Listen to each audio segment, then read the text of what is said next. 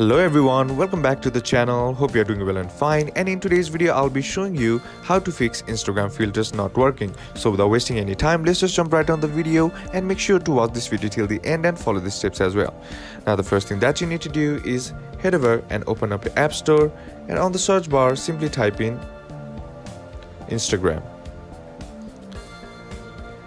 And now check to see if the app needs an update or not. Sometimes the older version also might be causing the issue that you are facing, so just simply updating the app to the latest version will probably fix the issue. Now if that still doesn't fix the issue, then what you need to do is tap on your settings app and then scroll down and then tap on general, then tap on iPhone storage, and once you're inside here, tap on Instagram. Now once you're inside here, tap on offload app. What this does is it resets the app by clearing all the bugs and glitches present in the app that might be causing the problem that you are facing.